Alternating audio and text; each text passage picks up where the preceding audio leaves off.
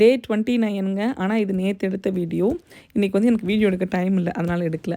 நேற்று கோவிலுக்கு போகிறதுக்கு முன்னாடி நான் வந்து வீட்டில் சமைச்சு வச்சுட்டு தான் போனேன். இன்ஸ்டா பாட்டில் பொங்கல் எப்படி செய்யலான்னு பார்க்கலாங்களா? அதுக்கு வந்து ஃபஸ்ட்டு அரிசியும் பருப்பையும் ஒரு மணி நேரம் ஊற வச்சுக்கோங்க.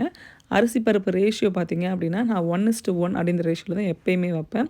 அதுதான் டேஸ்ட் வந்து நல்லாயிருக்கும். மில்லட் அப்படின்னா கண்டிப்பாக வந்து 1 ஹவர் ஊற வச்சு தாங்க ஆகணும்.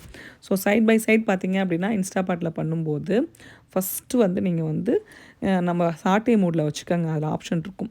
சாட்டே மூடில் வச்சுட்டு கீ போட்டுக்கோங்க. அதுக்கப்புறமா ஜீரகம், மிளகு, கருவேப்பிலை எல்லாம் போட்டு தாளிச்சிட்டு முந்திரி பருப்பும் போட்டுக்கோங்க. தண்ணி எவ்வளோ வேணுமோ அவ்வளோ தண்ணி அளந்து ஊற்றிட்டு, நான் வந்து 1:4 அப்படின்ற ரேஷியோவில் தான் வைப்பேன் தண்ணி. அரிசியும் போட்டுட்டு அதுக்கப்புறம் ப்ரெஷர் குக் மோடில் வந்து கரெக்டாக வந்து பார்த்திங்க அப்படின்னா 15 மினிட்ஸ் வச்சிங்க அப்படின்னா சூப்பரான பொங்கல் ரெடி ஆயிரும். கண்டிப்பாக ட்ரை பண்ணி பாருங்கள். டேஸ்ட் வேறு லெவலில் இருக்கும்.